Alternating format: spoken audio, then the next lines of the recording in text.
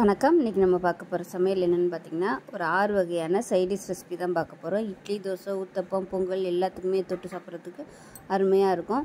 வாங்க இந்த 6 வகையான சைடிஷ் ரெசிபி எப்படி செய்யலாங்கிறத பார்க்கலாம். குக்கர் எடுத்துக்கலாம். மெஷரிங் கப்பில் ஒரு 1/2 கப் அளவுக்கு துவரம்பருப்பு சேர்த்துக்கலாம். இப்போ 1/4 கப் அளவுக்கு பாசிப்பருப்பு சேர்த்துக்கலாம். இப்போ இதை நல்லா கழுவிட்டு வந்துட்டு பார்க்கலாம். இப்போ பாருங்கள், நல்லா கழுவிட்டு எடுத்துகிட்டு வந்துட்டு இதில் ஒரு 2 டீஸ்பூன் போல் எண்ணெய் விட்டுக்கலாம். இப்போ இதில் கொஞ்சமாக மஞ்சள் தூள் சேர்த்துக்கலாம். இப்போ குக்கரை மூடி வச்சுட்டு நல்லா பருப்பு வந்து நல்லா மசிஞ்சு வர அளவுக்கு வேக விட்டு எடுத்துக்கலாம். நல்லா ஒரு 5 விசில் விட்டுட்டு பார்க்கலாம். இப்போ பருப்பு வச்சு விசில் வந்துருச்சு. இது தனியாக எடுத்து வச்சிடலாம். எடுத்து வச்சுட்டு ஒரு கடாய் வச்சுக்கலாம். கடாய் சூடானதும் 2 டேபிள் ஸ்பூன் வர கொத்தமல்லி சேர்த்துக்கலாம். இப்போ 1 டேபிள் ஸ்பூன் சீரகம் சேர்த்துக்கலாம். இப்போ இதில் ஒரு 7லேருந்து 8 வரமிளகா சேர்த்துக்கலாம். இப்போ இதில் 1/4 டேபிள் ஸ்பூன் வெந்தயம் சேர்த்துக்கலாம். இப்போ இதில் நல்லா ஒரு 2 கொத்து அளவுக்கு கருவேப்பிலை சேர்த்துக்கலாம். இது எல்லாத்தையுமே நல்லா வறுத்து விட்டுக்கலாம். இது எல்லாமே நல்லா வாசனை வர அளவுக்கு வறுத்துக்கலாம். இப்போ நல்லா வறுபட்டு கீழே ஒரே ஒரு சொட்டு எண்ணெய் சேர்த்துக்கலாம். இப்போ எல்லாத்தையும் நல்லா வறுத்துக்கலாம். எண்ணெய் ரொம்ப ஊற்ற வேணாம், ஒரு சொட்டு விட்டிங்கன்னா போதும். இப்போ பாருங்கள், நல்ல ஒரு ஃப்ளேவர் வருது. இது அப்படியே வேறு பிளேட்டுக்கு மாற்றிட்டு ஆறுனதுக்கப்புறம் மிக்ஸி ஜாரில் போட்டு நல்லா நைஸாக அரைச்சிக்கலாம். அரைச்சிட்டு பார்க்கலாம். பொடியாகவே அரைச்சிக்கலாம். இப்போ பாருங்கள், நல்லா நைஸாக அரைச்சாச்சு. தனியாக இருக்கட்டும். ஒரு பேன் எடுத்துக்கலாம். இதில் தேவையான அளவுக்கு எண்ணெய் விட்டுக்கலாம். இப்போ பாருங்கள், எண்ணெய் நல்லா சூடாயிடுச்சு. இதில் 1 டீஸ்பூன் போல் கடுகு உளுந்து சேர்த்துக்கலாம். 1 டீஸ்பூன் போல் சீரகம் சேர்த்துக்கலாம். 2 வரமிளகாய் சேர்த்துக்கலாம். சின்னதாக ஒரு கட்டி பெருங்காயம் சேர்த்துக்கலாம். இதில் கருவேப்பிலை சேர்த்துக்கலாம். இப்போ பாருங்கள், எல்லாமே நல்லா பொரிய ஆரம்பிச்சிருச்சு. இதில் வந்து ஒரு 5 பச்சை மிளகாயை கட் பண்ணி வச்சுருக்கேன். அதையும் சேர்த்துக்கலாம். அது கூடவே பொடியாக நறுக்குன பெரிய வெங்காயம் சேர்த்துக்கலாம்.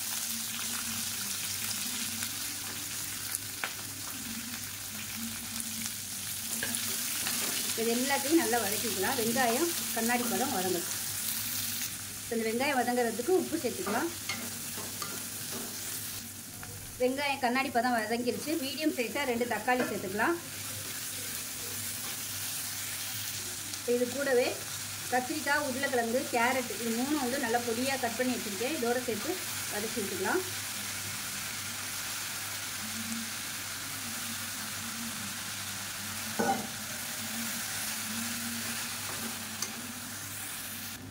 இப்போ பாருங்கள், காய்கறி எல்லாமே ஓரளவுக்கு நல்லா வதங்கிடுச்சு. இப்போ இதில் வந்து வீட்டில் வச்சுருக்கிற சாம்பார் தூள் இல்லை குழம்புத்தூள் 1 டேபிள் ஸ்பூன் அளவுக்கு சேர்த்துக்கலாம். சேர்த்துட்டு இதை நல்லா வதக்கி விட்டுக்கலாம். இப்போ பாருங்கள், காய்கறி எல்லாமே ஓரளவுக்கு நல்லா வதங்கிடுச்சு. இப்போ வந்து நம்ம வேக வச்சு வச்சுருக்க அந்த பருப்பு அதோட சேர்த்துக்கலாம். சேர்த்து நல்லா கலந்து விட்டுட்டு இன்னும் கொஞ்சம் தண்ணி சேர்த்துக்கலாம்.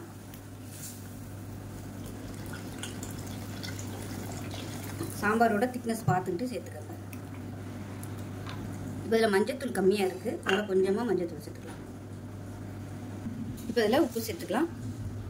இப்போ பாருங்கள், சாம்பார் நல்லா பச்சை வாசனை போக நல்லா கொதிச்சிருச்சு. இந்த ஸ்டேஜில் நம்ம வறுத்து வச்சுருக்கிற இந்த பொடியை வந்து சேர்த்துக்கலாம். அது 1/2 டீஸ்பூன் அளவுக்கு சேர்த்துருக்கேன். சேர்த்துட்டு நல்லா கலந்து விட்டுருவோம். நல்லா கலந்துட்டு ஒரு நிமிஷம் கொதிச்சா போதும். ரொம்ப கொதிக்கணும்னு அவசியம் இல்லை. நீங்கள் தண்ணியில் கரைச்சிட்டு கூட நீங்கள் இதை சேர்த்துக்கலாம். கரைச்சிட்டு சேர்த்திங்கன்னா நல்லா மிக்சிங் ஆகிடும். இப்போ நல்லா 1 நிமிஷம் கொதிச்சிருச்சு. கேஸ் அமர்த்திடலாம். அவ்வளோதான். அருமையான சூப்பரான சாம்பார் ரெடி ஆயிடுச்சு. ஸோ இதே மாதிரியே செஞ்சு பாருங்கள். செஞ்சு பார்த்துட்டு எப்படி வந்துச்சுங்கிறத சொல்லுங்கள். வீடியோ பிடிச்சிச்சுன்னா லைக் பண்ணுங்கள், கமெண்ட் பண்ணுங்கள், சேனலை சப்ஸ்கிரைப் பண்ணுங்கள், பக்கத்தில் பெல் பட்டனையும் ப்ரெஸ் பண்ணுங்கள். நன்றி. ஒரு பவுல் எடுத்துக்கலாம். இதில் பார்த்தீங்கன்னா ஏதாவது ஒரு கப் வந்து மெஷரிங் பண்ணிக்கோங்க. நான் வந்து இந்த டம்ளர் எடுத்துருக்கேன். இந்த டம்ளரில் 1 டம்ளர் அளவுக்கு முழு ராகி சேர்த்துக்கலாம். இப்போ அதே டம்ளரில் 60 குருவை அரிசி சேர்த்துக்கலாம். இது வந்து பாரம்பரிய அரிசி. இப்போ அதே டம்ளரில் தங்க சம்பா அரிசி எடுத்திருக்கேன். அது வந்து 2 டம்ளருக்கு சேர்த்துக்கலாம். இது வந்து நார்மல் அரிசி சேர்க்கறதுக்கு பதிலாக நான் வந்து இந்த அரிசி சேர்த்துருக்கேன். இதுவும் பாரம்பரிய அரிசி தான். இது வந்து நார்மலாக நம்ம இட்லி, தோசை எல்லாமே சூப்பராக இருக்கும். சாதமாகவும் வடிக்கிறதுக்கு அருமையாக இருக்கும். டேஸ்ட்டு நல்லாயிருக்கும். நல்லா வாசனையாகவும் இருக்கும். இப்போ இது வந்து 2 டம்ளர் சேர்த்துருக்கேன். இப்போ எந்த டம்ளர் எடுத்தோமோ அதே டம்ளரில் 1 டம்ளர் அளவுக்கு உளுந்து சேர்த்துக்கலாம். இது கூடவே 1/4 டீஸ்பூன் போல் வெந்தயம் சேர்த்துக்கலாம். இப்போ இது ரெண்டுமே நல்லா கழுவிட்டு ஒரு 5 மணி நேரம் ஊறினதுக்கப்புறம் நார்மலாக நம்ம எப்படி இட்லி தோசைக்கு அரைப்போமோ உளுந்து தனியாகவும் அரிசி தனியாகவும் அரைச்சிக்கோங்க. அரைச்சிட்டு உப்பு போட்டு கரைச்சி நல்லா 8 மணி நேரம் புளிச்சதுக்கப்புறம் பார்க்கலாம். இப்போ பாருங்கள் மாவு நல்லா ஆட்டி உப்பு போட்டு கரைச்சி நல்லா புளிக்க விட்டு சூப்பராக வந்துருச்சு பாருங்கள். இப்போ வந்து நம்ம இட்லியாக ஊற்றிக்கலாம். இதில் வந்து தோசையும் நீங்கள் ஊற்றிக்கலாம். நல்லா கிறிஸ்பியாக சூப்பராக வரும். இப்போ நம்ம இட்லியாக ஊற்றி பார்க்கலாம் எப்படி இருக்குன்னு. இப்போ நம்ம இட்லியாக ஊற்றிக்கலாம். மாவு வந்து பொங்கினதுக்கப்புறம் ரொம்ப அப்படியே அடித்து கலக்க வேணாம். லைட்டாக மிக்ஸ் பண்ணிவிட்டு ஊற்றிக்கலாம்.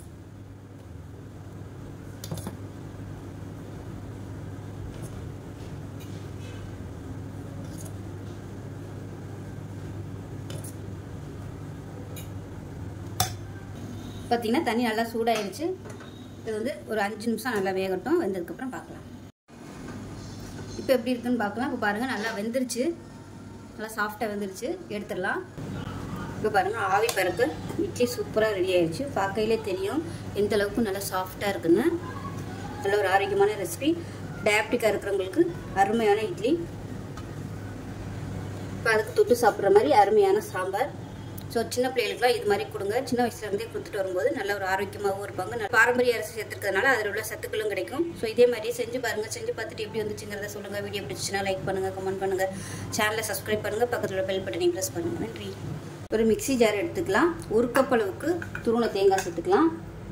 1/2 கப் அளவுக்கு பொட்டுக்கடலை சேர்த்துக்கலாம். இது கூடவே ஒரு பல் பூண்டு சேர்த்துக்கலாம். சின்னதாக ஒரு துண்டு இஞ்சி சேர்த்துக்கலாம். கொஞ்சமாக புளி சேர்த்துக்கலாம். அதோட கொஞ்சம் கொத்தமல்லியில் சேர்த்துக்கலாம். காரம் எவ்வளோ தேவையோ அதுக்கு தேவையான அளவு பச்சை மிளகா சேர்த்துக்கோங்க. நான் வந்து சின்ன பச்சை மிளகாயாக இருக்கிறதுனால ஒரு 6லேருந்து 8 பச்சை மிளகா சேர்த்துக்கிறேன். அவ்வளோதான். தண்ணி ஊற்றக்கூடாது. தேவைப்பட்ட தண்ணி தெளித்து ஊற்றி நல்லா கெட்டியாக அரைச்சிட்டு பார்க்கலாம். இப்போ இதுக்கு தேவையான உப்பு சேர்த்துக்கலாம். இப்போ அரைச்சிட்டு வந்துட்டு பார்க்கலாம். இப்போ பாருங்கள் சட்னி வந்து நல்லா அரைச்சாச்சு. தண்ணியே நான் கொஞ்சம் கூட ஊற்றலை. தெளித்து அரைச்சிட்டு இந்த அளவுக்கு கெட்டியாக அரைச்சிக்கோங்க. அது ரொம்ப நைஸாக இருக்கக்கூடாது. கொஞ்சம் அப்படியே திரியாக இருக்கணும். இப்போ நமக்கு அருமையான கெட்டி சட்னி ரெடி ஆயிடுச்சு. இட்லி தோசைக்கெலாம் தொட்டு சாப்பிட்றதுக்கு சூப்பராக இருக்கும். விருப்பப்பட்டால் நீங்கள் இதை தாளிச்சிக்கலாம். ஸோ இதே மாதிரியே செஞ்சு பாருங்கள். செஞ்சு பார்த்துட்டு எப்படி வந்துச்சுங்கிறத சொல்லுங்கள். வீடியோ பிடிச்சிச்சுன்னா லைக் பண்ணுங்கள், கமெண்ட் பண்ணுங்கள், சேனலை சப்ஸ்கிரைப் பண்ணுங்கள், பக்கத்தில் பெல் பட்டனையும் ப்ரெஸ் பண்ணுங்கள். நன்றி. இப்போ ஒரு பேன் எடுத்துக்கலாம். இதில் வந்து நல்ல ஒரு 3 டீஸ்பூன் அளவுக்கு எண்ணெய் விட்டுக்கலாம். இப்போ எண்ணெய் நல்லா சூடாயிருச்சு. ஒரு 4 பல் பூண்டு சேர்த்துக்கலாம். இது கூடவே ஒரு 5 வரமிளகாய் சேர்த்துக்கலாம்.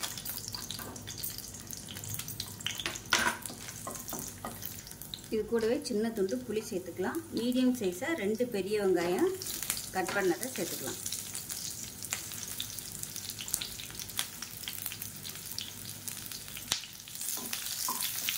இது கூடவே ஒரு கொத்து கருவேப்பிலை சேர்த்துக்கலாம். இப்போ இதில் ஒரு 5 பச்சை மிளகா சேர்த்துக்கலாம்.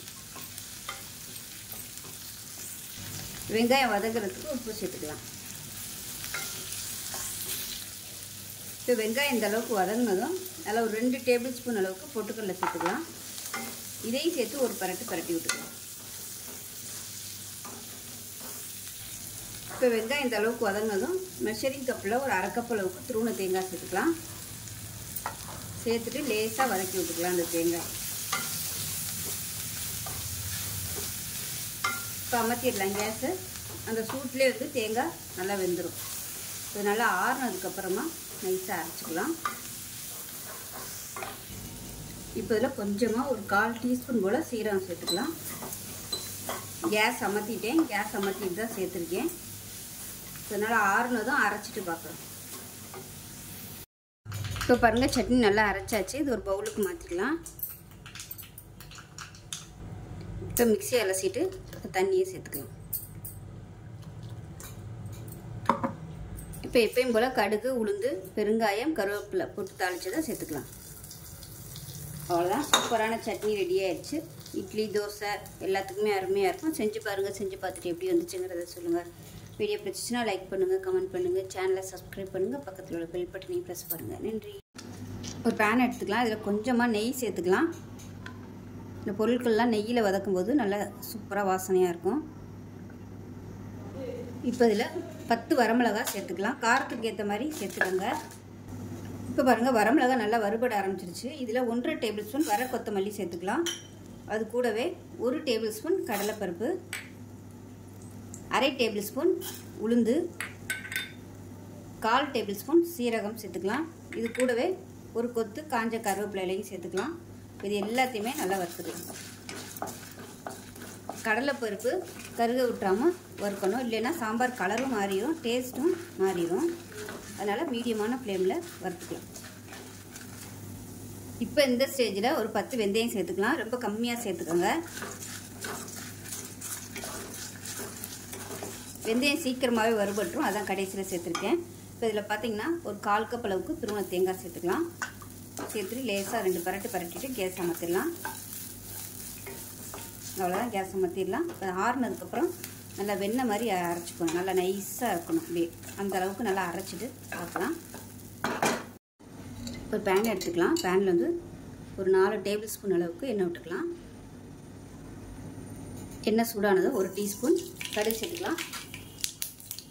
1 டீஸ்பூன் சீரகம், சும்மா ஒரு 4-5 வெங்காயம் சேர்த்துக்கலாம். 3 வரமிளகாயை கிண்டிட்டு சேர்த்துக்கலாம். கருவேப்பிலை சேர்த்துக்கலாம். மீடியம் சைஸாக 2 பெரிய வெங்காயம் இந்த மாதிரி கட் பண்ணிக்கோங்க. இது சேர்த்து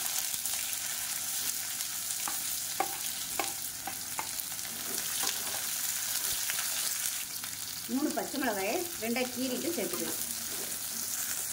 வெங்காயம் வதங்குறதுக்கு உப்பு சேர்த்துக்கலாம். இப்போ இதில் பெருங்காயம் சேர்த்துக்கலாம்.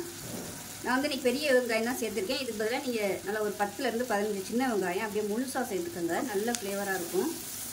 இது வந்து நல்ல கண்ணாடி பதம் வர அளவுக்கு வதக்கிக்கலாம். இப்போ வெங்காயம் ஓரளவுக்கு வதங்கிருச்சு. மீடியம் சைஸாக 2 தக்காளி பொடியாக கட் பண்ணதை சேர்த்துக்கலாம். இது நல்லா மசிஞ்சு வரட்டும்.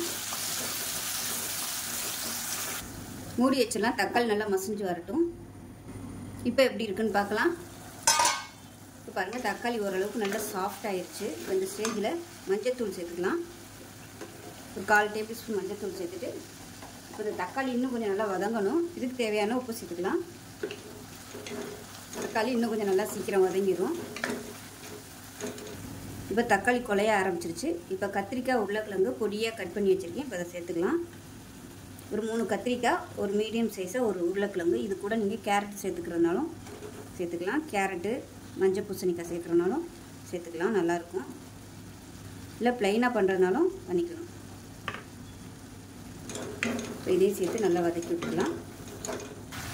கத்திரிக்காய் உருளைக்கிழங்கு சேர்த்து வதக்கியாச்சு. இப்போ இதுக்கு தேவையான தண்ணி சேர்த்துக்கலாம். கத்திரிக்காய் உருளைக்கிழங்கு வேகிறதுக்கான அளவு தண்ணி சேர்த்துக்கலாம். தண்ணி சேர்த்துட்டு கலந்து விட்டுக்கலாம். இப்போ இது நல்லா வேகட்டும். மூடி வச்சிடலாம். இப்போ எப்படி இருக்குன்னு பார்க்கலாம். இப்போ பாருங்கள், கத்திரிக்காய் உருளைக்கிழங்கு எல்லாமே நல்லா ஓரளவுக்கு வெந்துருச்சு. இப்போ இந்த ஸ்டேஜில் நம்ம அரைச்சி வச்சுருக்க இந்த மசாலா வந்து சேர்த்துக்கலாம். நான் வந்து நல்லா நைஸாக தண்ணி விட்டு அரைச்சி வச்சுருக்கேன். இப்போ நல்லா கலந்து விட்டுடலாம். இப்போ இந்த ஸ்டேஜில் மெஷரிங் கப்பில் 1/2 கப் அளவுக்கு துவரம்பருப்பு, 2 டேபிள் ஸ்பூன் பாசிப்பருப்பு சேர்த்து நல்லா மசிகிற அளவுக்கு வேக விட்டு எடுத்து வச்சுருக்கேன். இப்போ இந்த வெந்த பருப்பு அதோடு சேர்த்துக்கலாம். சேர்த்துட்டு நல்லா கலந்து விட்டுக்கலாம். இப்போ தேவையான அளவுக்கு உப்பு சேர்த்துக்கலாம். உப்பு சேர்த்து கலந்து விட்டுட்டு நல்லா கொதிக்கட்டும். இந்த ஸ்டேஜில் புளி கரைசல் வந்து ஒரு 2 டேபிள் ஸ்பூன் அளவுக்கு சேர்த்துக்கலாம்.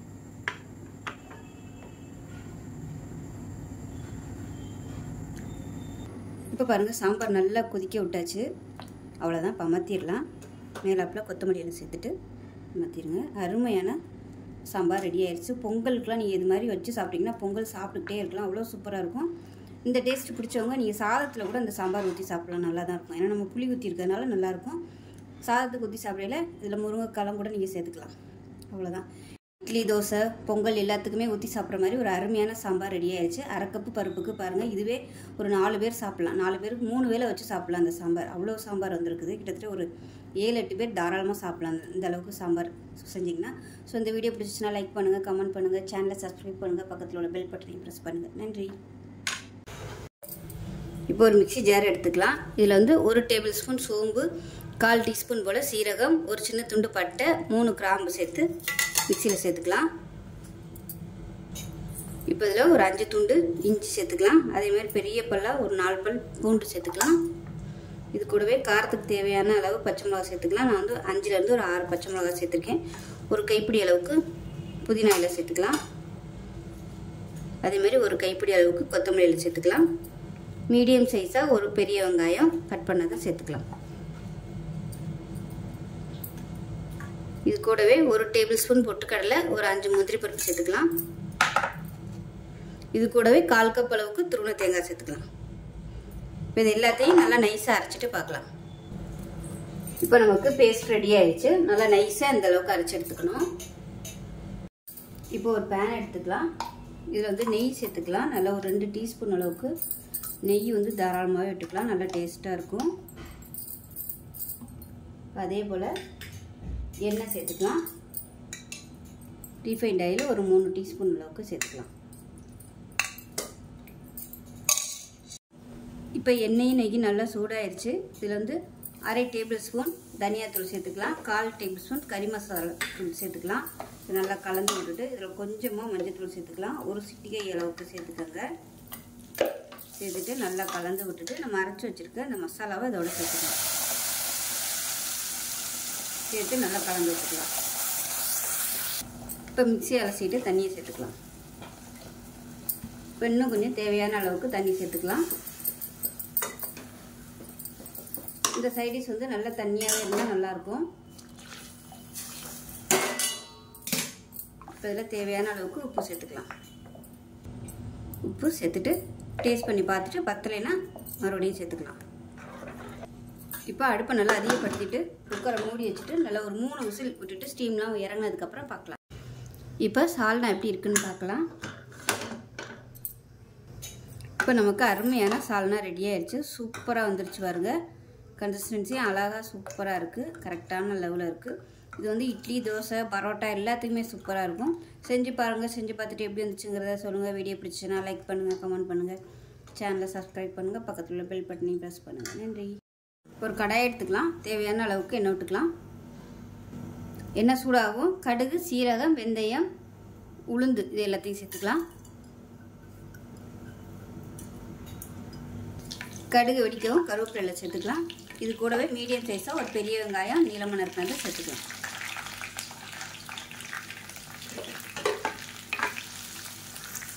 இது கூடவே ஒரு 5-6 பச்சை மிளகாய் சேர்த்துக்கலாம். இது கூடவே 2 கட்டி பெருங்காயம் சேர்த்துக்கலாம். தூள் வச்சுருந்தீங்கன்னா தூளாக சேர்த்துக்கோங்க. நான் வந்து கட்டி பெருங்காயம் சேர்த்துருக்கேன். பொரிஞ்சிருச்சுன்னா சாம்பாரோட ஊறிடும். இப்போ இந்த வெங்காயத்துக்கு தேவையான உப்பு சேர்த்துக்கலாம். இப்போ இது கூடவே மீடியம் சைஸாக 2 தக்காளி கட் பண்ணதை சேர்த்துக்கலாம்.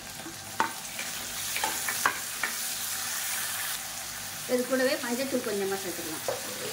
தக்காளி நல்லா மசிஞ்சு வரட்டும். இப்போ இதில் 1 டேபிள் ஸ்பூன் சாம்பார் தூள் சேர்த்துக்கலாம். 1/2 டேபிள் ஸ்பூன் மிளகாத்தூள் சேர்த்துக்கலாம். இப்போ இது எல்லாத்தையும் நல்லா எண்ணெயில் வதக்கி விட்டுக்கலாம்.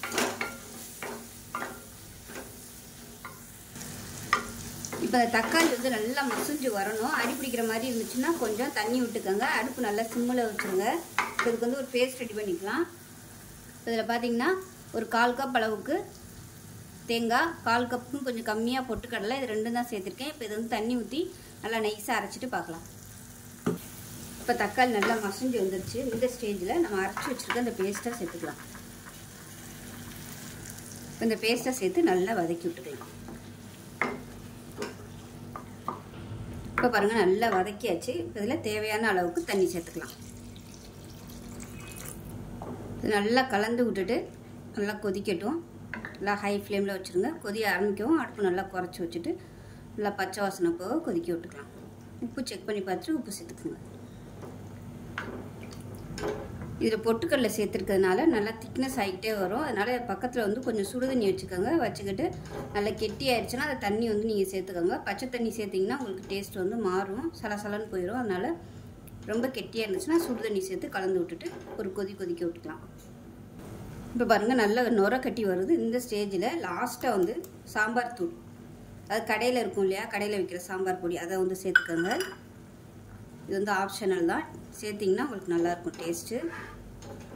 இதை சேர்த்து கொதிக்க விடணும்னு அவசியம் இல்லை. இப்போ அவ்வளோதான்.